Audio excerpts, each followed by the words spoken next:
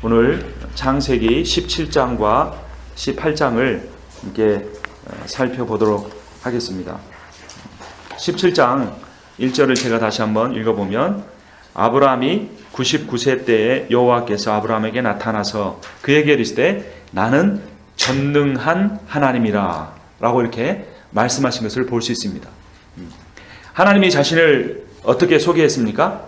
전능한 하나님. 어떤 의미입니까? 온전할 전자, 능력의 능자죠. 그러니까 그 능력이 완전하신 분이다라는 그러한 의미입니다. 전능한 하나님. 근데 사실 지금 아브라함의 형편은, 아브라함이 지금 몇 세입니까? 99세. 근데 아들을 낳았습니까? 낳지 못했습니까? 낳지 못했죠. 아들 하나 주시지 않은 상황 속에서 하나님이 나타나셔서 전능한 하나님이다. 그것도 13년 만에 나타나신 겁니다.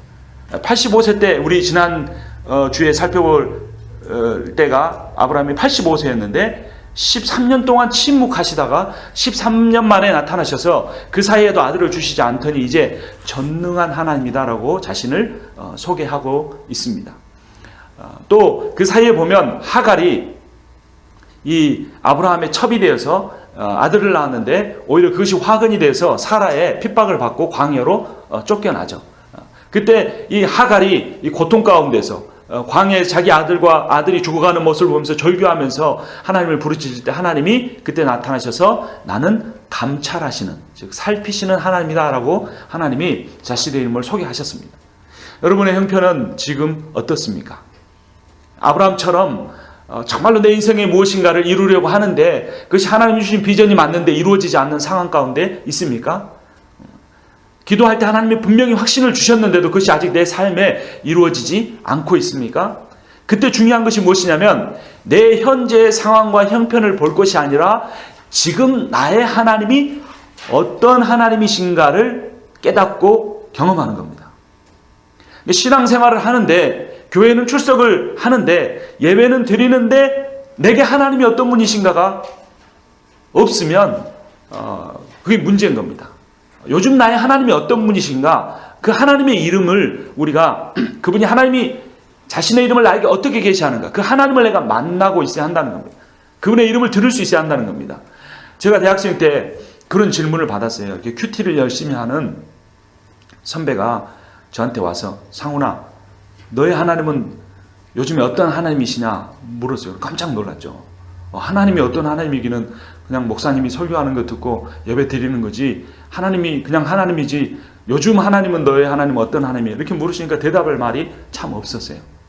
그래서 그만큼 제가 교회 생활은 열심히 했지만, 신앙생활은 열심히 했지만 하나님과 동행하고 하나님과 대화하고 하나님의 말씀을 듣지 못하는 상황 가운데 있었다는 겁니다. 이 모세가 40세가 됐을 때 이스라엘 백성들을 구원하겠다, 나의 동족을 구원하겠다는 그런 마음이 아주 뜨거웠습니다.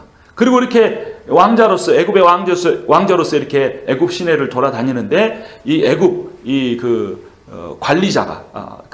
관리자가 이 노동을 하는 자기의 동족 히브리인을 때리는 걸 보고 그를 이렇게 한 대 쳐서 죽였죠. 하나님이 우리 백성을 구원하게 하실 그 하나님이 내가 이렇게 할 때 나를 쓰실 거라고 생각했습니다. 그런데 그 일로 말미암아서 모세는 오히려 그 광야로 쫓겨나가게 되고 광야에서 40년의 세월을 보냅니다. 그리고 다 포기합니다.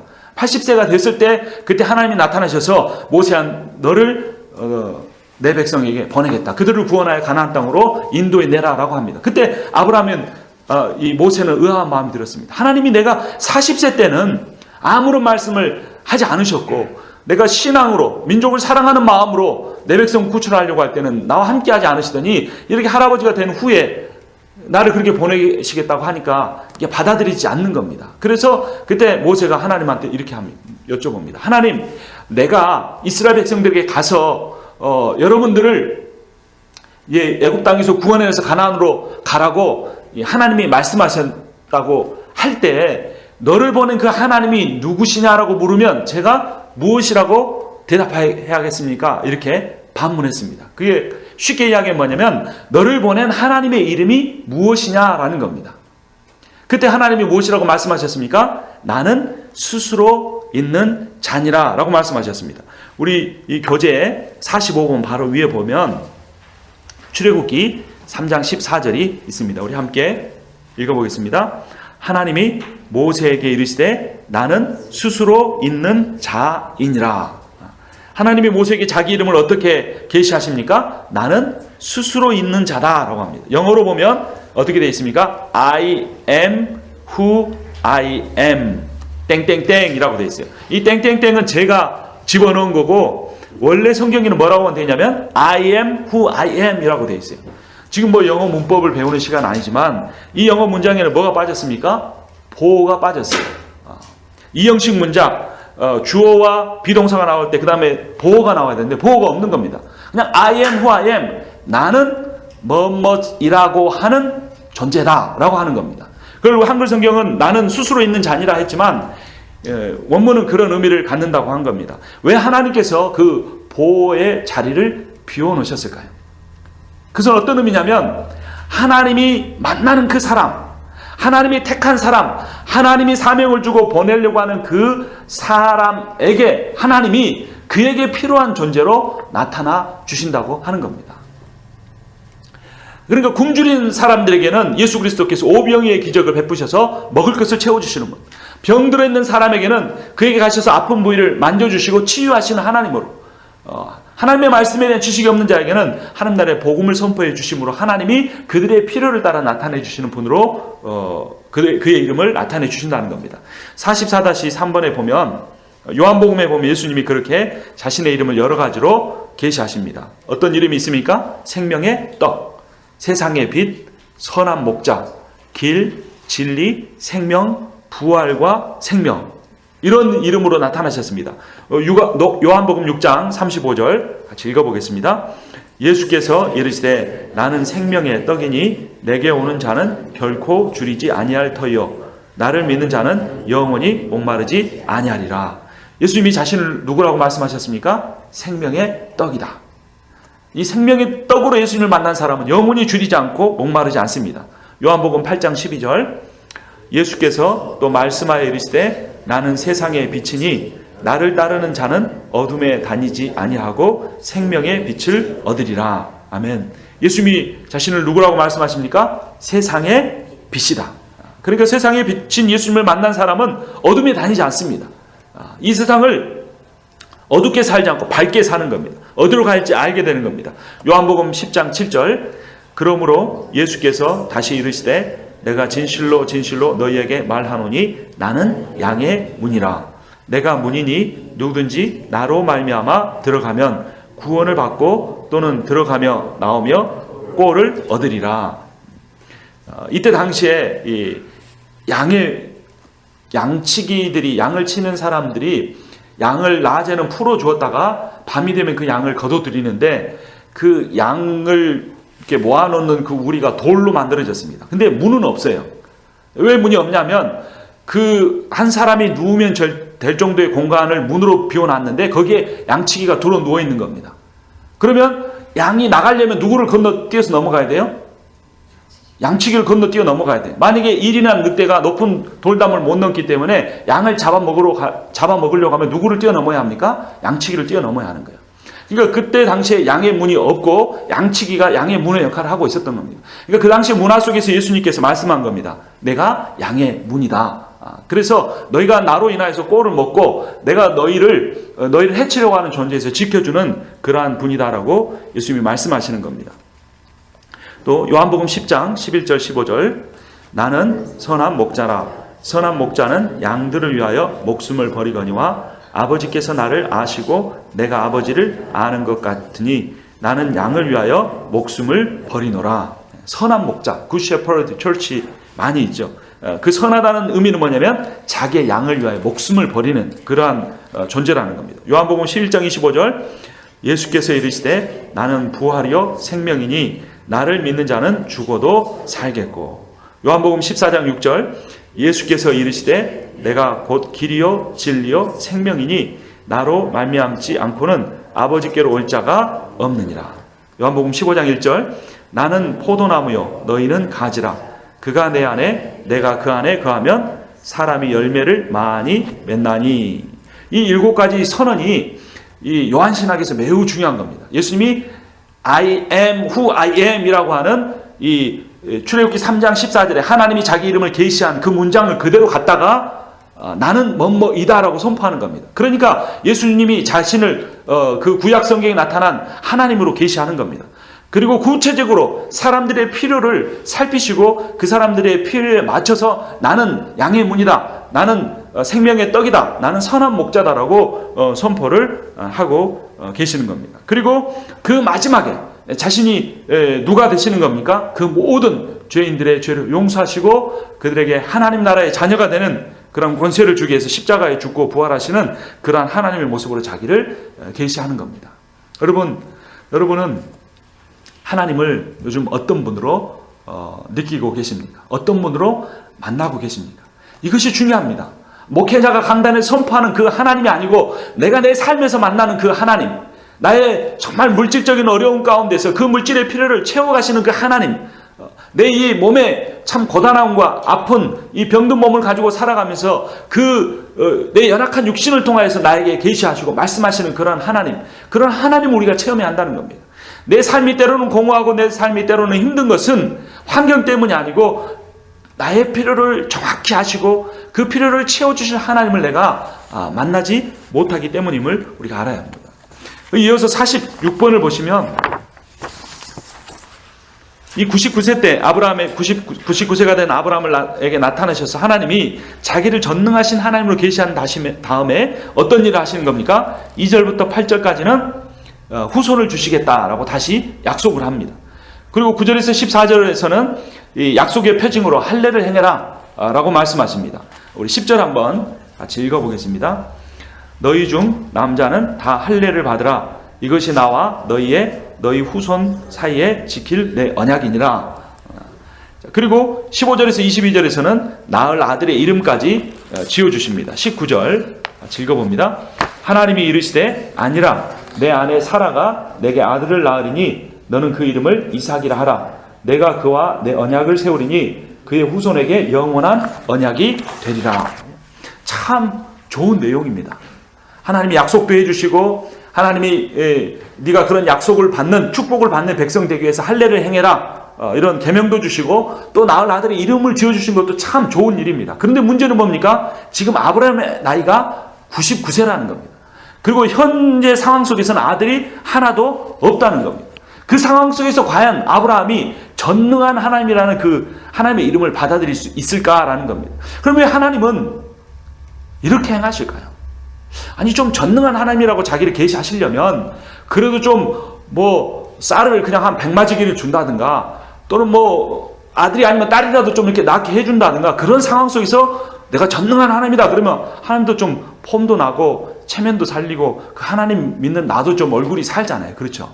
그런데 저 사람 하나님 잘 믿어 교회 열심히 섬겨 그런데 저 사람 막 가정에 우환이 있고 또 누구 가족 중에 누구는 아프고 또 이렇게 어려움이 생기면 내가 예수 믿는 하나님 믿는 그런 체면이 서느냐 말이에요. 근데 그런 상황 가운데도 열심히 있는데 13년 동안이나 침묵하셨다가 또 딱 나타나요. 나는 전능한 하나님이다. 그렇게 하나님 말씀하시는 거예요. 그리고 아들 이름까지 낳지도 않고 낳을 수도 없는 상황에서 이름까지 지어주고 할례를 행하라고 하니까 도저히 이런 하나님을 여러분 같으면 끝까지 믿으시겠습니까? 저 같으면 잘 못할 것 같아요. 근데 왜 하나님이 그렇게 하시는가? 우리가 이 17장의 본문을 세밀하게 살펴보면 그 뜻을 알 수 있습니다. 여기 이 하나님이 자신을 가리켜서 내가라고 1인칭 주어로 말씀하시는 이 단어가 몇 번이나 나올까요?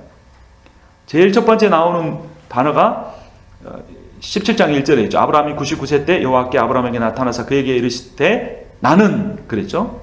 전능한 하나님이라. 2절에 내가 내 언약을 이렇게 하고 또 쭉 내려가서 8절에 이제후로는 내 이름을 아브라함이라 하지 아니하고 아브라함이라 하리니 이는 내가 너를 여러 민족의 아버지가 되게 함이니라.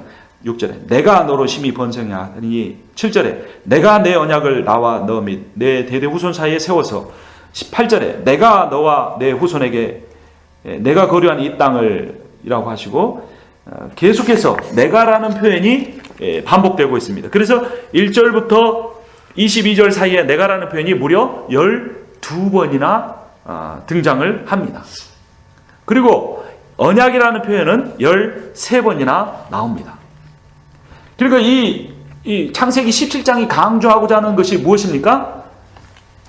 내가 너에게 한 약속을 반드시 이룬다. 그런데 그 약속을 누가 이룬다? 네가 이루는 것이 아니라 내가 이룬다. 전능한 하나님은 내가 이룬다라고 하나님이 강조하시는 겁니다. 그러니까 여러분, 믿음은 내가 무엇인가를 할 수 있는가 그것이 아니고, 믿음은 하나님이 무엇인가를 할 수 있다라는 것이 믿음입니다.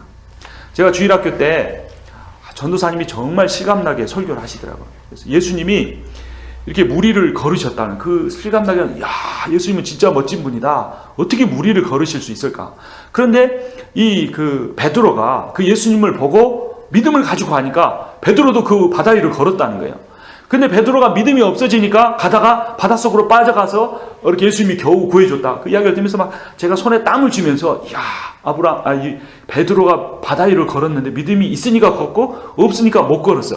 그러면서 여린 마음에, 야, 나도 믿기만 하면 분명히 이 바다는 아니어도 시냇물 정도는 건널 수 있을 거야. 그래가지고 믿어야 돼, 믿습니다. 막 이거를 마음속에 뒀어요. 근데 혹시나 그러다 나도 베드로처럼 빠지면 어떻게 하느냐, 그런 생각이 들었어요. 여러분 혹시 그런 생각 가져본 적 없습니까? 믿어야 돼. 우리 교회가 부흥할 걸 믿습니다. 믿어야 돼. 혹시나 내가 믿음이 약해져서 내 약한 믿음 때문에 우리 교회가 부흥 못 되면 어떨까? 우리 가족 중에 아픈 사람이 있는데 나야 돼. 믿습니다. 그러잖아요. 그런데 내 믿음이 연약해서 낫지 못하면 어떨까? 내 믿음이 중요한데 내 믿음이 연약해질까 봐 두려워가지고 막 기도할 때도 더 쥐야 큰 소리도 질러보고 막 금식도 해보고 또 막 기도원도 가보고 또 헌금도 많이 해보고, 그러면 막 믿음이 충만해졌다가 또 뭐 직장에 가서 상사한테 안 좋은 말 한마디 듣거나 교회에서 어떤 분하고 좀 이렇게 안 좋아지면 믿음이 팍 사그라져서, 야, 내 믿음이 없는데 또 이러다가 또 내게 안 좋은 일이 생기면 어떠나, 그런 저희가 어렸을 때 가졌던 그런 생각을 혹시 해보지 않으십니까? 그런데 하나님이 왜 아브라함에게 99세까지, 그것도 86세에서 96세까지 13년 동안 아브라함은 얼마나 답답했을까요? 한마디도 하나님이 말씀을 안 해줍니다. 차라리 뭐라고 이렇게 꾸짖기라도 하시면 좋겠는데, 그리고 13년 만에 99세가 나타나가지고 내가 12번을 말씀하시고 약속을 13번이나 말씀하는 겁니다. 그러니까 믿음이라는 것은 내가 무엇인가를 할 수 있다, 그것이 아니고 그것이 철저하게 무너져야 하는 겁니다. 99세는 100세에 이르기 전에 완전한 그 숫자를 의미합니다. 아브라함이 나로서는 할 수 없다는 완전한 포기가 된 그 자리에, 그래서 누구밖에 신뢰를 못하는 겁니까? 하나님밖에 신뢰를 못하는 겁니다. 이 상황에서는 하나님이 해주셔야 할 수 있는 거지, 인간의 힘으로는 아무것도 이룰 수 없어라고 하는 어찌 보면 인간적으로는 절망에 이른 그 상황 속에서 하나님을 향한 신뢰는 100%가 될 수 있다는 겁니다. 그래서 그 믿음의 정의가 중요한 겁니다. 그래서 다시 정리하면, 믿음은 내가 무엇을 할 수 있는가가 아니고 하나님이 그 일을 하실 수 있다라는 것이 믿음이라는 겁니다. 그러므로 믿음을 가진 사람은 하나님을 신뢰하며 그분의 말씀대로 살게 됩니다. 여러분, 절망할 수밖에 없는 상황이라면 오히려 기뻐해야 합니다. 왜냐하면 나는 그 상황 속에서 하나님 말을 절대적으로 의지할 것이기 때문에, 하나님 말을 절대적으로 의존할 것이기 때문에, 내 믿음이 강해지거나 약해짐에 따라서 하나님의 역사가 흥하거나 약해지는 것이 아닙니다. 절대적으로 그 약속을 하신 하나님이 신실하시기 때문에, 그 약속을 주신 하나님이 전능하시기 때문에 하나님이 그 약속을 하나님의 능력으로 이루신다는 겁니다. 하나님은 내가 얼마나 오랫동안 기다려왔는지 잘 알고 계십니다. 하나님은 내가 얼마나 지금 힘든지도 잘 알고 계십니다. 목사인 저는 잘 모르지만 나와 가장 가까워서 내 상황을 그 사람만큼 이해해 줄 것이라고 믿었던 그 사람도 이해해 주지 못하지만 하나님은 알고 계세요. 하나님은 내가 힘들어하는 것보다 훨씬 더 힘들어하시고, 내가 고통스러워하고 내가 어려워하는 것보다 더 훨씬 더 고통스러워하고 어려워하시는 하나님이시라는 겁니다. 그래서 우리가 이제 너무 오래 기다려서, 너무 오랫동안 힘들어해서 내가 할 수 있는 힘이 아무것도 남지 않았어요. 그때 주님이 그때 일하시기를 시작하신다는 겁니다. 그래서 이젠 끝이야. 이젠 절망인 것 같아.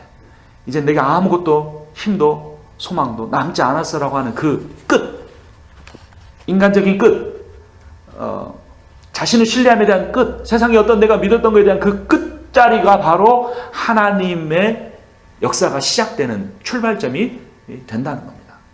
아브라함이 그냥 아브라함이 된 것이 아니고 99세까지 그렇게 기다리고, 그 기다린 또 절망한 아브라함이 하나님이 찾아오셨기 때문에 하나님이 아브라함을 믿음의 사람으로 만드셨다는 겁니다.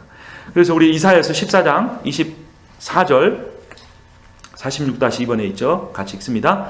만군의 여호와께서 맹세하여 이르시되 내가 생각한 것이 반드시 되며 내가 경영한 것을 반드시 이루리라. 아멘. 아멘. 여기서 나는 누구입니까? 하나님입니다. 하나님이 생각하신 것은 반드시 됩니다. 하나님이 경영한 것은 반드시 이루십니다. 지금 한국에서 세월호 사건으로 인해서 많은 분들이 힘들어 하시는데 이 목회자들도 많이 힘들어 하시는 것 같아요.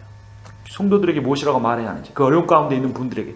그러면서 목사님들이 많이 이게 조금 그 평소에 말했던 거하고 많이 바뀌어지시더라고요. 사람에 대한 원망, 기도만 하고 있어서는 안 되고, 이제 그런 어떤 식으로 이렇게 바뀌어져 가는 걸 봅니다. 참, 그러니까 우리의 그 믿음이 저를 포함해서 그 믿음의 바닥이 드러나는 거죠.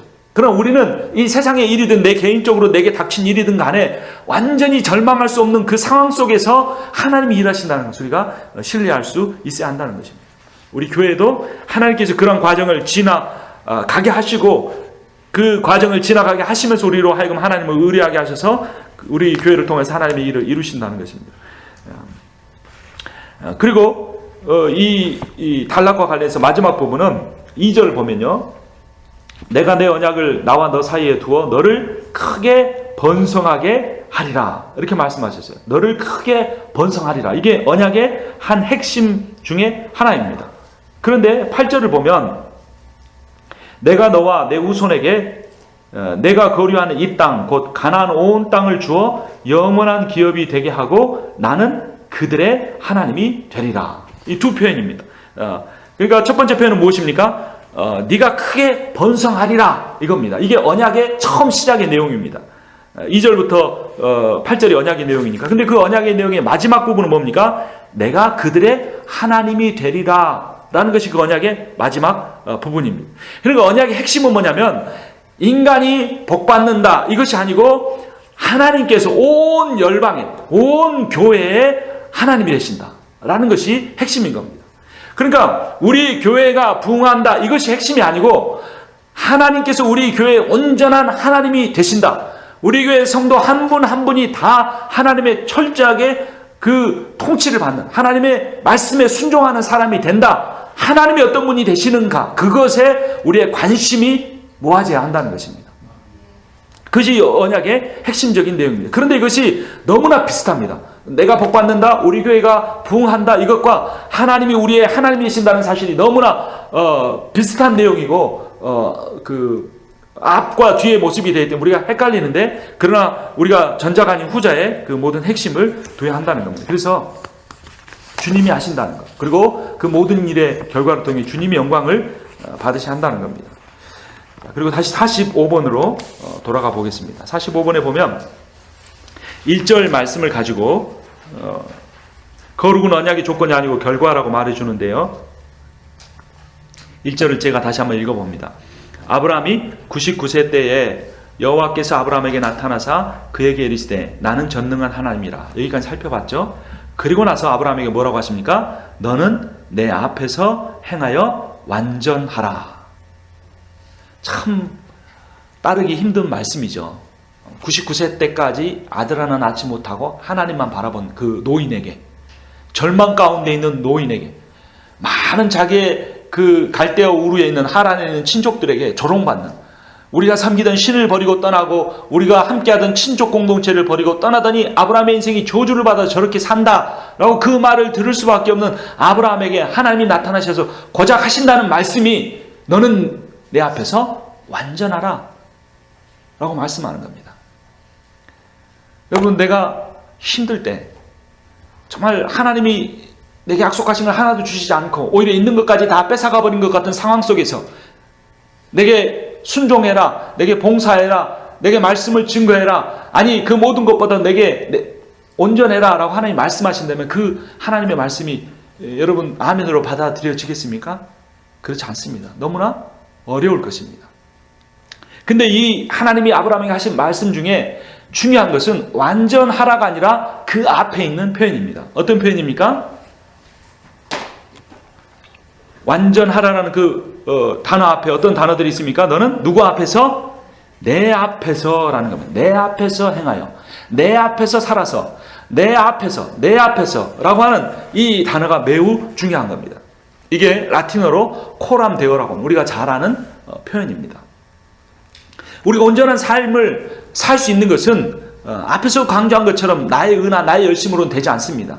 그것으로 어느 정도까지는 갈 수 있습니다. 그런데 그 열매를 보면 결국에 그것을 통해서 자기가 영광을 받으려 하기 때문에 자기 의와 자기 열심으로 하는 것은 그것은 온전한 거룩이 되지 못합니다.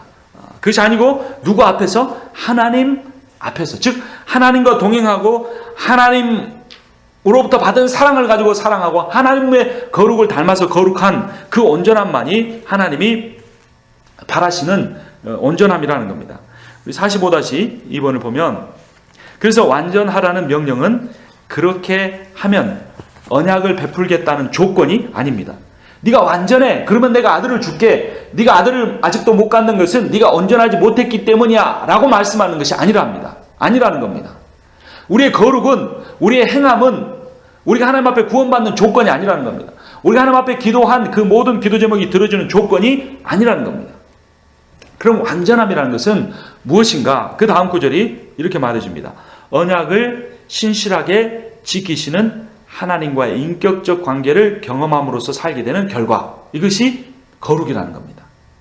지금 하나님께서는 아브라함에게 완전하라고 말씀하신 것은 율법적으로, 겉으로, 윤리적으로, 도덕적으로 완전하라는 것이 아니라 나와 함께 살자는 겁니다. 너는 내 앞에서 살고 나는 네 앞에서 살겠다. 나는 너만 바라보고 너를 위하며 살고 너는 나만 바라보고 나만을 위해서 살자라고 하나님과 같이 살자는 겁니다. 그렇게 하나님 안에서 살 때, 하나님의 사랑을 충분히 누리며 살 때 우리가 완전으로 한 걸음 한 걸음을 내디딜 수 있다는 겁니다. 그래서 하나님이 지금 아브라함에게 말씀하시는, 또 우리에게 요구하시는 그런 완전함은 조건이 아니고 결과라는 겁니다. 그것이 우리 그 신앙생활 하는 데 있어서 참 중요한 내용입니다. 여러분, 이스라엘 백성이 십계명을 비롯한 많은 율법을 받았죠. 어디에서 그 율법을 받았습니까? 출애굽기 19장, 20장을 보면 시내산 앞에서 받는 것을 봅니다. 율법을 다 주시는 거예요. 그러면 하나님께서 그 율법을 주실 때 너희들이 이 구약 시대 때 너희들이 이 율법을 지키면 구원받는다라고 그 율법을 주셨을까요? 아니면 너희들이 구원받은 백성으로서 이런 율법을 지키며 살아야 한다라고 주셨을까요? 전자일까요? 후자일까요? 우리는 흔히들 신약시대에 와서는 예수 그리스도를 믿음으로 구원받는다라고 말하지만 구약시대 때는 율법을 지킴으로써 하나님의 백성이 됐다고 말을 합니다. 그렇지 않습니다. 여러분, 이스라엘 백성이 많은 애굽 사람들이 죽을 때 그 죽음 가운데서 받은 것이 율법을 받기 전의 일입니까? 율법을 받은 후의 일입니까? 율법을 받기 전의 일이죠. 이스라엘 백성들이 자기를 쫓아오는 애국 군대로부터 구원받기 위해서 하나님이 홍해바다를 가르치고 그들을 구원하시고 그들의 모든 대적을 홍해바다에 그 수장시켜버린 것이 율법을 받기 전입니까? 율법을 받은 후입니까? 율법을 받기 전이에요. 하나님께서 은혜로 죽어야 할 이스라엘 백성들 대신에 어린 양을 죽이고 그 집에 문설주에 피를 바르니까 은혜로 그들을 구원하신 겁니다. 이스라엘 백성이 잘한 것이 아무것도 없고 홍해바다 앞에서도 하나님 원망하고 모세를 죽이려고 했지만 하나님이 은혜로 모세라는 중보자를 통해서 홍해바다를 가르치고 그들을 구원하신 겁니다. 그렇게 구원하셔서 하나님의 자녀로 삼으신 뒤에 하나님의 백성으로 어떻게 살 것인가를 가르쳐 주기 위해서 그들에게 십계명을 비롯한 율법을 주셨다는 겁니다. 그러니까 구약 성경에서도 마찬가지로 율법을 지킴으로 하나님의 백성이 된 것이 아니라 하나님이 은혜로 하나님이 주권적으로 택한 이스라엘 백성들을 하나님 자녀 삼으시고 이제 그들이 어떻게 살아야 하는가를 가르쳐 주기 위해서 시내산에서 율법을 주신 겁니다. 하물며 신약시대는 어떻게 했습니까? 자, 그런데 그 율법을 이스라엘 백성이 어디서 받았다고요? 시내 산 앞에서 받았습니다. 그리고 모세는 산 위에 올라가서 그 말씀을 받아서 산 앞에 있는 이스라엘 백성들에게 준 겁니다. 그런데 구약 시대 때 율법의 핵심은 십계명이라고 한다면, 신약 시대 때 예수님이 주신 그 모든 말씀의 핵심은 뭐냐면 산상수훈입니다. 무슨 수훈이라고요? 산상수훈. 산 위에서 주신 교훈이기 때문에 산상수훈입니다. 왜 예수님이 산 위에서 말씀을 하셨냐면, 그것은 구약 시대 때 율법을 산에서 모세를 통해 이스라엘 백성에게 주셨기 때문에 그 율법을 완성하신 예수님, 완성하실 예수님이 그 율법을 풀어서 그 율법의 진정한 의미를 가르쳐주기 위해서 산 위에서 일부러 그곳에 가셔서 제2의 모세, 온전한 모세로서 이스라엘 백성에게 말씀을 주신 것입니다. 그러니까 그 산상수훈을 받는 그 많은 병자들, 죄인들, 그 사람들 역시 산상수훈의 말씀을 지키면 구원받는다는 것이 아니라, 그들이 예수 그리스도를 하나님의 아들로 믿고 따라왔기 때문에 그들은 하나님의 자녀이고, 그들이 하나님의 자녀로서 어떻게 살 것인가를 가르쳐주기 위해서 산상수훈의 말씀을 주셨다는 겁니다. 오늘 52페이지 제일 밑에 부분 보시면 마태복음 5장 1절 같이 봅니다. 예수께서 무리를 보시고 산에 올라가 앉으시니 제자들이 나아온지라. 심령이 가난한 자는 복이 있나니 천국이 그들의 것이며. 그래서 이제 팔복부터 시작해서 산상수훈의 말씀을 다 풀어서 주십니다. 그리고 예수님이 이 산상수훈이 사역의 시작이었는데, 사역의 마지막인 승천하시기 전에도 산에서 그렇게 하십니다. 마태복음 28장 16절. 11 제자가 예수께서 지시하신 산에 이르러. 그리고 예수님이 그 산에서 승천을 하십니다. 그것은 바로 이 모세의 그 모습과 동일한 거죠. 출애굽기 19장 3절. 모세가 하나님 앞에 올라가니 여호와께서 산에서 그를 불러 말씀하시되 너는 이같이 야곱의 집에 말하고 이스라엘 자손들에게 말하라. 그리고 그 들은 말씀을 이스라엘 백성들에게 전한 것입니다. 그래서 시내산 앞에서 모세나 그 갈릴리 산에서 예수님이 하신 일이나 모두 다 그것이 무엇을 증거해 주는 겁니까? 거룩은, 행함은 언약의 조건이 아니고 언약의 결과라는 겁니다. 하나님 우리를 무조건적으로 사랑하시기 때문에, 하나님 우리를 풍성한 사랑으로, 충만한 사랑으로 우리를 사랑하시기 때문에 그 사랑으로 인하여 우리가 하나님의 말씀을 이루고 살 수 있는 능력을 거기서 얻는 거라는 겁니다. 그래서 우리의 삶은 그 53페이지 제일 윗부분에 이렇게 정리되어 있는데요. 같이 읽어봅니다. 믿음이 행함에 달린 것이 아니고 행함이 믿음에 달려있다. 어떤 의미입니까? 행함이 믿음에 달려있다는 것은, 이 행함이 내가 하나님에 대한 믿음, 그분이 나를 이미 선택하시고 나를 사랑하시며 내가 아무리 부족하고 연약하고 실패해도, 심지어 불순종해도 하나님이 나를 구원하시려고 하는 그 작정은, 그 하나님의 열심은 절대로 실패하지 않고 온전히 이루신다. 나에 대한 믿음이 아니라 그 하나님에 대한 믿음, 신뢰가 확고할 때, 그러므로 말미암아서 그 하나님의 사랑이 내게 흘러 넘쳐서 그 믿음으로 말미암아 행함이 나오게 된다는 겁니다. 그래서 다시 정리하면, 이 거룩을 이룰 수 있는 유일한 방법은 누구 앞에서 사는 것이다? 하나님 앞에서 사는 것이다. 코람 데오의 신앙을 의미하는 겁니다. 여러분, 우리의 삶의 가장 핵심적인 내용이 그것입니다.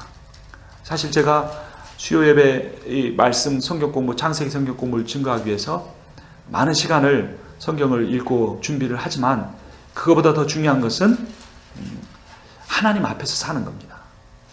근데 참 제가 목회자로서도 부끄러운 말씀이지만, 하나님과 계속 이렇게 하나님의 마음을 품고 하나님 앞에서 말씀을 준비하는 게 아니라, 대부분 어떻게 말씀을 준비하면 어떻게 하면 잘 준비할까?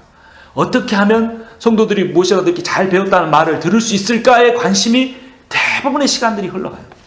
그리고 언제 제가 이 하나님 앞에서 딱 서게 되는 줄 압니까? 아세요? 10%, 20% 말고 100% 하나님 앞에서 있는 때는 딱 이 말씀 증거하기 직전이에요. 그때는 하나님만 바라고 하나님이 나에게 은혜 주시지 않고 우리 성도분들에게 은혜 주시지 않으면 우리가 은혜 받을 수 없기 때문에 하나님 은혜를 주십시오라고 하나님 앞에 매달릴 순간이 딱 그 순간이. 그래서 제가 전에도 그런 말씀 드린 적이 있어요. 목회자로서 이 설교하기 5분 전, 그 5분 사이에 그 자세로 목회를 하면 그 목회는 반드시 하나님 보시기에는 성공한 목회가 될 것이다라는 거예요. 그러니까 제가 이런 부끄러운 고백을 하는 이유는 무엇이냐면 목회자도, 그리고 그 목회자가 놀고 어디 뭐 다른 일을 하는 게, 행정 일을 하는 게 아니라 말씀을 준비하면서도 하나님 앞에 서지 않을 때가 있다는 거예요. 그것은 기도할 때도 마찬가지입니다. 정말로 기도를 하든지 말씀을 준비하든지 직장생활을 하든지 가정 가운데 있든지 무슨 일을 하든지 하나님 앞에 있으면 정말로 코람대에 하나님의 의식을 갖고, 그리고 그 하나님이 율법을 가지고 내게 강요하시거나 나에게 어떤 그런 정죄하시는 하나님이 아니라 나를 사랑하시고 나를 위하여 목숨까지 내오신 그 하나님이라는 그 하나님과 내가 정말로 교제하는 그 시간이 1시간만, 아니 하루에 5분만 내 삶에 있어도 내 삶이 완전히 달라진다는 겁니다. 왜냐하면 내가 세상을 보는 눈을 하나님이 지배하기 때문에 그래요. 내 인생에 대한 해석이, 내 인생에 찾아온 모든 고난에 대한 해석이 내 마음대로 해버리는 것이 아니라 하나님의 관점으로 해석이 되기 때문에 모든 상처가 치유되고 모든 그러한 두려움이 사라지고 모든 문제가 해결되는 걸 경험할 수가 있어요. 하나님 앞에 서는 그 순간에. 그러니까 이게 그냥 구호만의 하나님 앞에서의 의미가 아니라는 겁니다. 하나님이 왜 아브라함에게 나는 전능한 하나님이다 이렇게 말씀하시고 너는 완전하라, 내가 전능하니 너는 완전하라 그러면서 그 사이에 하나님 앞에서, 내 앞에서라는 표현을 했겠습니까? 여러분, 모든 문제 해결의 그 열쇠는 어디냐면 하나님 앞에서 사는가 그렇지 않은가입니다. 그리고 그 하나님이 오늘 내 삶에서는 도대체 어떤 분이신가? 내 위로자가 되실 때가 있고, 때로는 내게 도전하고 격려하실 때가 있고, 때로는 내 힘든 모든 것들을 아시고 이해해 주시는 분일 때가 있고, 그렇게 정말 하나님의 인격적인 하나님으로, 살아계신 하나님으로 우리가 경험할 때 우리의 삶과 우리의 가정과 우리의 교회 공동체와 우리의 지역사회까지 다 우리가 변화시키는데 도구로 쓰임받을 수가 있다는 것입니다. 그래서 그 코람 대오에 대해서 살펴봤고요. 47번 보면 천사들과 함께 현현하신 하나님의 모습이 나오는데요. 우리 1절 18장 1절을 보면 여호와께서 마므레에 상수리 나무들이 있는 곳에서 아브라함에게 나타나시니라. 날이 뜨거울 때 그가 장막문에 앉아 있다가. 자, 여호와 한 분입니까? 여러 분입니까? 한 분이죠. 여기는 단수로 표현이 됐습니다. 그런데 2절에 보면 눈을 들어 본즉 사람 셋이 맞은편에 서 있는지라. 여기는 단수입니까? 복수입니까? 복수죠. 셋이에요. 그리고 그가 그들을 보자 곧 장막문에 달려나가 영접하며 몸을 땅에 굽혀. 그러니까 2절 전체가 복수입니다. 근데 다시 3절을 보면 이르되 내 주여 내가 주께 은혜를 입었사오면 원하건대 종을 떠나 지나가지 마시옵고. 내 주여라고 단수로 표현하죠. 그리고 4절에 보면 물을 조금 가져오게 하사 당신의가 아니고 당신들의 발을 씻으시고 나무 아래에서 쉬소서라고 이렇게 합니다. 그러니까 단수, 복수, 단수, 복수 이렇게 나옵니다.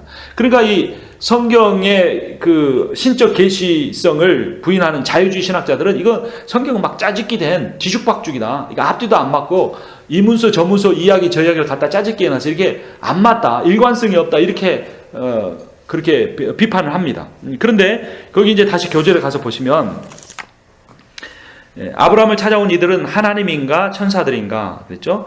1절에 아브라함이 나타나신 분은 여호와시다. 단수. 아브라함이 영접한 분들은 세 분이었다. 복수. 아브라함이 말을 건 분은 한 분 주님이시다. 단수. 아브라함의 행동의 대상이 되는 존재들은 복수형이다. 복수입니다.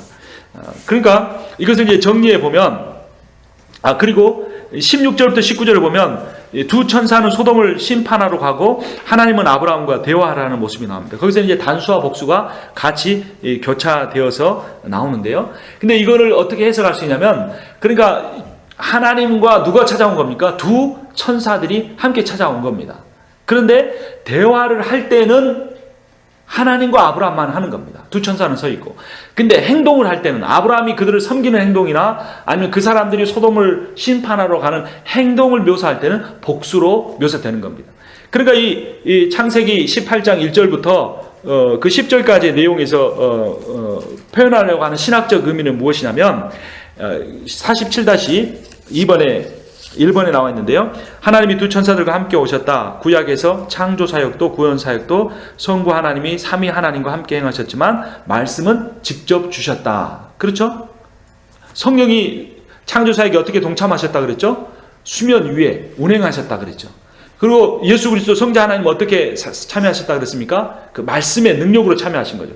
그런데 직접 빛이 있으라라고 말씀하신 분은 누구십니까? 성부 하나님이에요. 그러니까 항상 말씀의 계시는 하나님을 통해서 이루어지는 겁니다. 그렇게 창세기에서 삼위 하나님이 역사하셨듯이 지금 이 창세기 18장에서 아브라함을 찾아오신 하나님도 그렇게 하십니다. 47-2번 보면 행동은 복수형으로 말씀은 단수형으로 각각 강조된다. 그러니까 하나님은 말씀하시고 천사들을 통해 그 말씀을 이루시는 계시와 통치의 하나님이시다라는 것을 1절에서 단수로, 2절에서 복수로, 3절에서 단수로, 4절에서 복수형으로 이렇게 교차하면서 그 사실을 강조해주고 있다는 겁니다. 말씀을 하시고 그 말씀을 자기와 함께한 천사들을 통해서 성취하시는 하나님인 것입니다. 그러한 내용이 누가복음 21장 32절에서는 이렇게 표현됩니다. 함께 읽어보겠습니다. 내가 진실로 너희에게 말하노니 이 세대가 지나가기 전에 모든 일이 다 이루어지리라. 하나님께서 말씀하시고 그 말씀을 반드시 이루시는 하나님이시라는 사실을 강조하고 있다는 겁니다. 자, 그렇게 이렇게 천사들과 함께 찾아오신 하나님께서 이제 천사 둘은 소돔을 이제 심판하는 일을 위해서 보내게 되시는데 아브라함과 계속해서 대화를 하십니다. 근데 그 아브라함과의 대화의 목적은 무엇이냐면 아브라함을 기도로 섬기는 사람, 기도의 중보자, 중재자로 만드시기 위해서입니다. 이제 우리가 앞에서 그 창세기 14장을 살펴봤는데요. 거기서는 어떤 내용이 나왔습니까? 아브라함이 자기 집에서 길러온 318명을 데리고 롯을 잡아간 그돌라오멜 동맹군을 무찌르는 내용이 나옵니다. 그것은 어떤 역할이냐면 아브라함의 왕적 역할입니다. 왕으로서의 역할. 그리고 거기 B번에 보시면 15장부터 17장의 내용은 어떤 내용이냐면 하나님께서 아브라함에게 많은 자손을 주시고 그 자손이 언약 백성이 될 것이다. 그리고 그 자손이 거할 이 땅을 내가 주겠다라고 하는 하나님의 예언의 말씀을 받습니다. 이것은 선지자적 역할입니다. 아브라함의. 그리고 마지막으로 이제 18장과 19장에서는 아브라함이 이 자기 조카 롯이 있는 소돔성이 멸망할 것이라는 하나님의 말씀을 듣고 그들을 위한 중보 기도를 하는데 그것은 제사장적 역할입니다. 그러니까 왕의 역할, 선지자 역할, 제사장의 역할은 그 당시의 구약 시대에 그 감람류를 부어서 그러니까 성령이 임재하심으로 하나님 특별히 세우시는 그러한 직분들입니다. 근데 아브라함이 이 세 가지 직분들을 다 감당을 했었다는 겁니다. 그 48-1의 가본을 보면 다시 한번 정리해 보면 왕으로서의 역할은 아브라함은 군사를 거느리고 적을 무찔러 롯과 다른 사람을 구했다. 선지자로서의 역할은 나번에 아브라함은 후손들이 400년 뒤에 애굽에서 온다는 예언을 받았다. 제사장으로서의 역할은 그는 롯이 사는 소돔성의 구원을 위해 중재의 기도를 드렸다. 이렇게 이 세 가지 사역을 아브라함이 감당했다는 겁니다.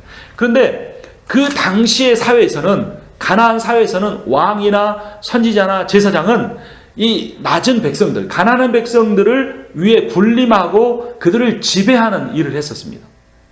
근데 아브라함은 왕적, 선지자적, 제사장적 역할을 감당하면서 하나같이 그들을 위해 군림하는 것이 아니라 그들을 섬기는, 그들을 세워주는 역할을 한 겁니다.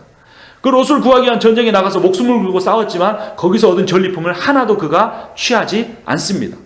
또 롯을 위해서 중보기도 하지만 그것을 가지고 자기를 높이는데 하나도 사용하지 않습니다. 그러니까 이 세 가지 직분을 통해서 다른 사람, 자기가 속한 공동체를 섬기는 그런 모습으로 아브라함이 쓰임을 받는 겁니다. 이 모습은 이 아브라함의 이 삼중직의 역할은 나중에 오실 예수 그리스도의 삼중직의 역할을 미리 보여주는 그림자의 모습입니다. 예수 그리스도께서 이 세 가지 역할을 다 감당하신 거죠. 하나님 나라의 복음을 선포하시고 이 하나님 나라를 통해서 통치하시는 그 왕의 역할, 또 하나님이 그 자신에게 주신 그 복음의 메시지를 전하는 역할, 그리고 모든 죄인들을 구원하기 십자가에 죽으시는 제사장적 역할을 다 감당하셨는데 역시 예수님 역시 그것을 통해서 높임 받으신 것이 아니라 오히려 다른 사람을 섬기는데 그 세 가지 직분을 다 감당하셨다는 겁니다. 그래서 마태복음 20장 28절 48번의 끝에 있는데요. 우리 같이 읽어보겠습니다. 인자가 온 것은 섬김을 받으려 함이 아니라 도리어 섬기려 하고 자기 목숨을 많은 사람의 대속물로 주려 함이니라. 아멘. 예수님이 이 세 가지 역할을 다 감당하셨지만 그 모든 것의 목적은 섬기기 위한 자기 자신을 낮추는 모습으로 이루셨다는 겁니다. 이 48번 제목 제일 끝부분에 보면 세 사람의 이름이 나오죠. 첫 번째 누굽니까? 아브라함. 아브라함이 그림자였고 그 다음에 누구의 이름이 나옵니까? 예수 그리스도. 그분이 실체였고 마지막 세 번째는 누가 나옵니까? 나. 임상훈. 이 이름이 거기 들어가야 합니다. 여러분의 이름이 거기에 들어가야 합니다. 실체이신 예수 그리스도의 모습을 우리가 따라 살아야 하는 겁니다. 그러니까 우리는 이 세상에서 어떤 존재로 사는 겁니까? 여러분 한번 따라서 해보십시오. 나는 왕이다. 여러분이 집에서 나는 왕이다 그렇게 크게 외치면 그때 그렇게 외칠 때 의미는 뭡니까? 까불지 마라 다른 사람들 모두 다 내 말을 들어라 이런 의미인 거죠. 근데 아브라함은 그렇게 안 했다는 거예요. 예수님은 그렇게 안 했다는 겁니다. 내가 왕이다라고 하면 롯이 잡혀갔는데 내버려둬도 돼요. 아 내가 삼촌으로서 양보하고 먼저 선택하라 했더니 눈치도 없이 지가 먼저 기름진 땅 구해서 가더니 꼴 좋다 하고 그냥 내버려 둘 수도 있는 겁니다. 근데 아브라함은 왕으로서 책임을 다해서 자기 백성을 구원하는 왕의 역할을 그가 감당했다는 겁니다. 우리도 교회에서 왕으로 살아야 돼요. 내가 왕이다 그렇게 외쳐야 되는 겁니다. 어떤 왕입니까? 어려움에 처한 사람 위해서 목숨을 내어주는 그런 왕. 그리고 지금 한국에서 박 대통령이 왜 외신 기자들 그 신문에서까지 비판을 받는 겁니까? 본인이 이 나라의 통치자라고 하면 내 잘못입니다라고 말해야 되는데 뭐라고 한 겁니까? 제일 먼저 그 선장이 그렇게 배에 사람들을 남겨두고 그 먼저 나오는 것은 살인자의 역할이다. 그 사람은 반드시 사법적 심판을 받아야 된다 그랬어요. 그러니까 독일 한 신문에서 사법부와 행정부가 엄연히 이렇게 분리됐는데 그 사람을 살인자라고 말하는 것은 그 사람이 공정한 재판을 받지 못하게 하는 것이다라고 비판했는데 그거보다 더 큰 비판은 뭔 거죠? 그 선장을 비판함으로써 그 대통령이 이 세월호가 아닌 우리나라라고 하는 큰 배의 선장으로서 모든 일에 대한 재난에 대한 책임을 져야 할 그 자리로부터 먼저 도망간 것 같은 그 선장이 도망간 것처럼 도망간 것 같은 모습을 보여주었다라고 하는 게 더 문제인 거죠. 그래서 우리 삶에서도 마찬가지예요. 나는 왕이다. 우리 가정의 왕이다라고 말해야 합니다. 또 나는 누구입니까? 나는 선지자다라고 말해야 합니다. 하나님의 메시지를 증거하는 문자적으로가 아니라 하나님의 말씀을 그 말씀을 알지 못하는 이들에게 증거하는 역할 그게 선지자의 역할입니다. 나는 제사장이다. 제사장의 사명을 갖고 살아야 합니다. 제사장은 죄인인 인간이 하나님 앞에 갈 수 없어서 그들의 죄를 사하기 위해 자기를 목숨까지 내고 희생해서 그들을 하나님께 인도하는 역할입니다. 화목케 하는 피스메이커의 역할을 우리가 감당해야 한다는 겁니다. 그리고 그 감당한 모든 일의 결과를 통해서 절대로 내가 높아지지 않고 내가 섬김 받으려 하지 않고 다른 사람을 섬기고 다른 이들을 높이는 그러한 일을 감당을 해야 한다는 겁니다. 그래서 하나님은 아브라함을 그런 사람으로 만들어가고 계십니다. 그리고 아브라함이 그 세 가지 역할을 다 감당했을 때 이제 100세가 됐을 때 그토록 아브라함이 기다렸던 아들 이삭을 주신 것입니다. 49번 마지막은 구원은 인간의 의로 얻는 것이 아니고 하나님의 자비로 얻는다는 사실을 18장 28절부터 33절이 우리에게 가르쳐 줍니다. 이제 아브라함이 중보 기도를 하잖아요. 그러니까 내가 지금 이제 이 소돔성의 죄악이 너무나 관영해서 내가 심판하겠다. 그러니까 아브라함이 뭐라고 합니까? 그 성에 의인이 몇 명만 있으면 50명만 있으면 그들을 그 성을 멸망시키지 말아 주십시오. 그러니까 하나님이 알았다 그럽니다. 그리고 또 뭐라고 합니까? 40명만 있으면. 그 다음 또 뭐라고 합니까? 30명만 있으면. 그리고 또 뭐라고 하면 25명 하면서 이렇게 계속해서 줄어져 가죠. 우리 한번 교재를 보죠. 처음에 제가 잘못 말씀드렸죠.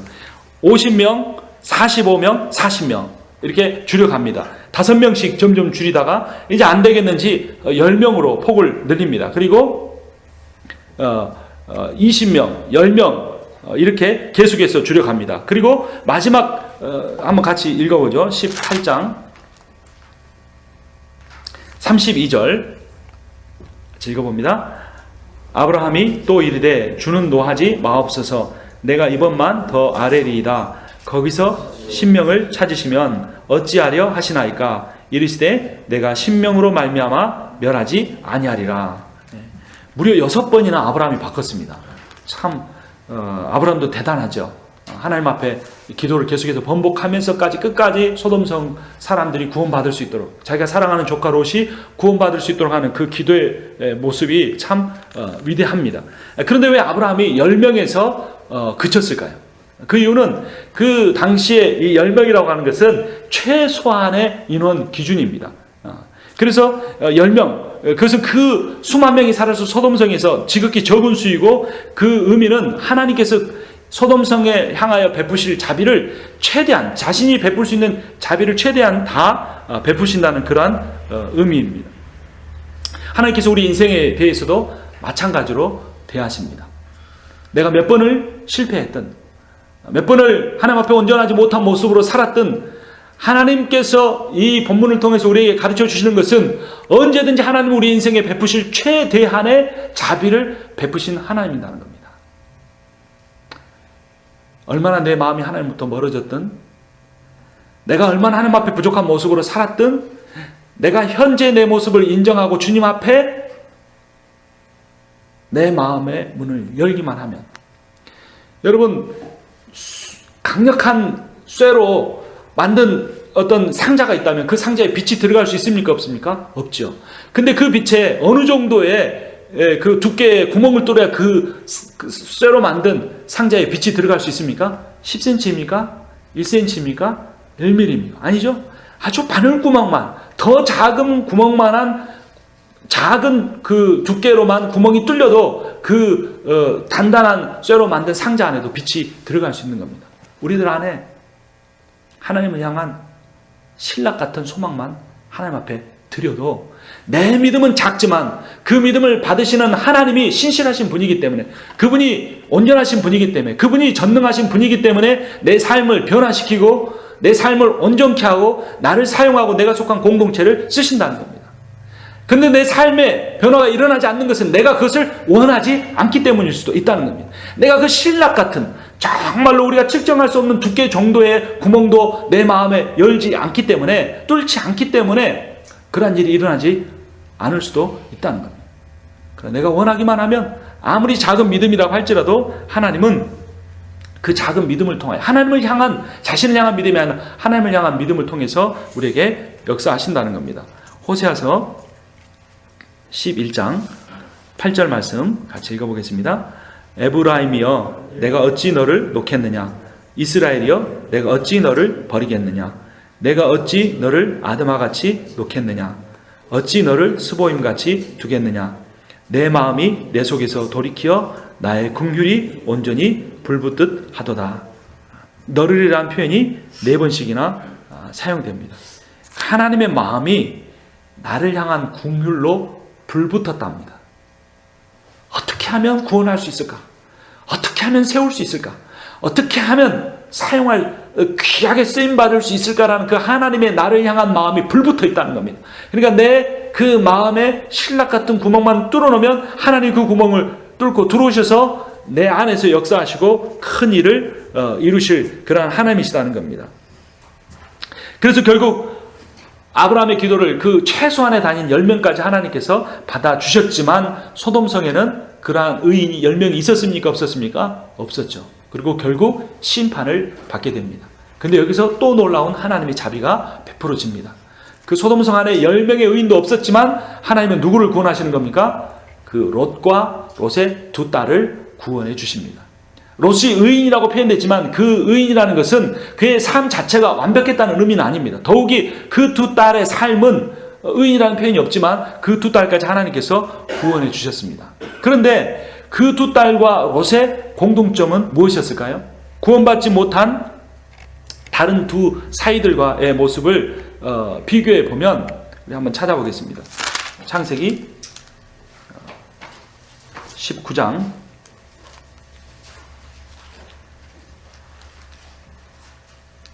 14절 같이 읽어보겠습니다.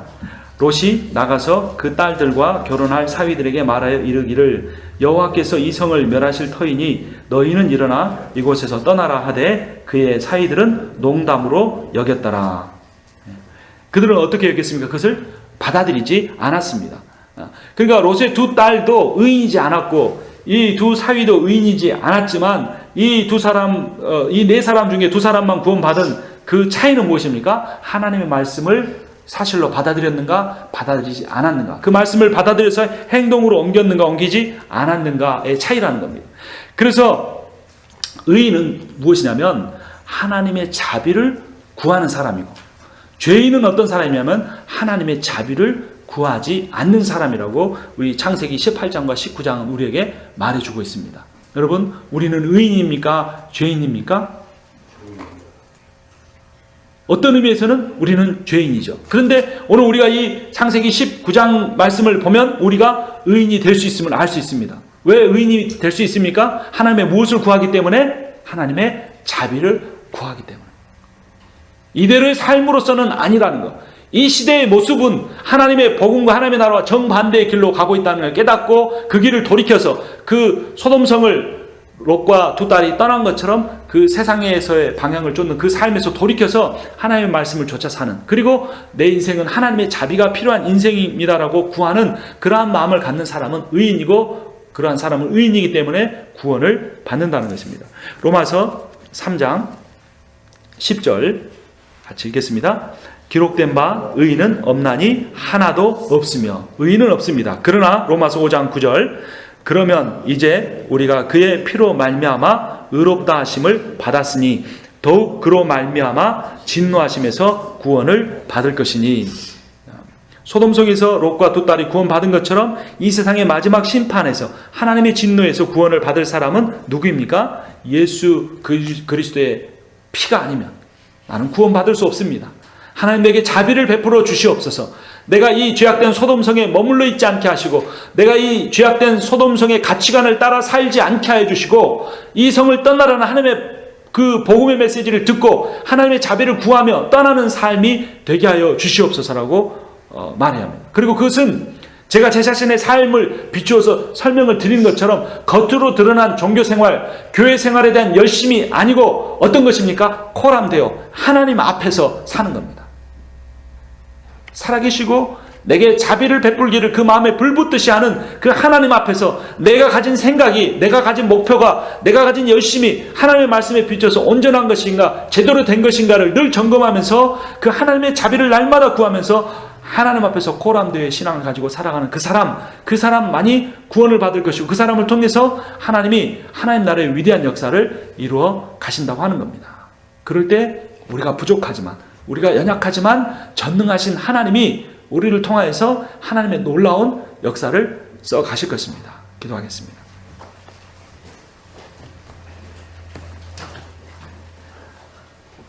(99세) 된 아브라함에게 나타나셔서 나는 전능한 하나님이라 너는 내 앞에서 완전하라 라고 말씀하셨던 하나님 아버지, 이 말씀을 증거한 저 자신이 먼저 하나님 앞에 서 있는지 점검하기를 원합니다. 하나님 아버지, 종교인으로서, 목사로서가 아니라 한 사람의 죄인으로서 하나님 앞에서 살아가기를 간절히 구합니다. 하나님 아버지, 하나님이 살아계시고 그 하나님이 나를 향한 마음이 자비와 긍휼로 불붙듯한 마음을 갖고 계신다는 하나님 그 말씀을 다시 한번 확인하게 하시니 감사합니다. 하나님 아버지, 믿음을 갖게 하여 주시옵소서. 그 믿음이 내 안에 어떤 마음의 상태가 아니고 변함이 없으시고 신실하시고 온전하신 하나님에 대한 것이라는 것을 또한 다시 확인하여 주시니 감사합니다. 나는 연약하지만, 나는 흔들리지만, 나는 넘어질 수 있지만 하나님은 온전하시고 하나님은 전능하심을 선포하며 믿습니다. 하나님 아버지, 또한 하나님께서 99세 된 아브라함의 그 마음을 아셨던 것처럼 연약해질 대로 연약해지고 힘들 대로 힘들고 수많은 눈물과 낙담 속에 많은 시간들을 보내버린 나의 마음을 아신다고 말씀하여 주시니 감사합니다. 하나님 아버지, 지금 내 형편이 어떠하든 내가 오랫동안 기도했던 그 기도 제목이 얼만큼 이루어졌든 그것에 연연해 하지 아니하며 전능하신 하나님을 바라보게 하여 주시옵소서. 이 밤에 기도할 때 그 하나님을 만나기를 원합니다. 하나님 아버지, 내 입술로 기도하지 않게 하시고 내 생각으로 기도하지 않게 하시고 고람되어 하나님 앞에 서게 하여 주시옵소서. 전능하신 하나님 앞에 서서 하나님이 무엇이라 말씀하신가 듣고 그 말씀을 따라 기도하게 하여 주시옵소서. 미국 땅에 온 것이 우연이 아니고, 내가 이 해리스버그 지역에 있는 것이 우연이 아니고, 내가 오늘 이 밤에 말씀을 들은 것이 우연이 아니며 하나님의 창세전에 가지고 계신 계획에 따라 이루어진 것을 믿으며 기도하게 하여 주시옵소서. 이 땅에 수많은 교회가 있고 수많은 그리스도인들이 있지만 얼마나 많은 사람이 하나님의 말씀을 진리로 받아들이며 그 말씀 가운데 두렵고 떨림으로 살아가고 있습니까? 저 자신이 먼저 두렵고 떨림으로 이 시간에 돌아보며 기도하기를 원하오니 우리를 긍휼히 여겨 주시옵소서. 우리를 불쌍히 여겨 주시옵소서. 기도할 때 하나님을 만나게 하여 주시옵소서. 기도할 때 내 마음속에 깊이 감추어뒀던 상처가 회복되는 역사가 있게 하여 주시옵소서. 하나님을 향한 깊이 감춰둔 원망과 하나님을 향한 그러한 안타까운 마음이 있으면 그것을 또한 기도로 토해내게 하여 주시옵소서. 하나님 앞에서 감출 것이 없으므로 모든 것을 드러내고 기도할 때 치유되고 회복되고 새로운 비전을 얻는 시간이 되게 하여 주시옵소서. 기도하는 외형이 중요한 것이 아니라 기도하는 내 마음을 보시는 하나님을 바라보며 간절히 기도할 수 있도록 역사하여 주시옵소서. 모든 것 살아계신 주님께 맡기고 의지하며 우리 주 예수 그리스도의 이름으로 기도합니다. 아멘.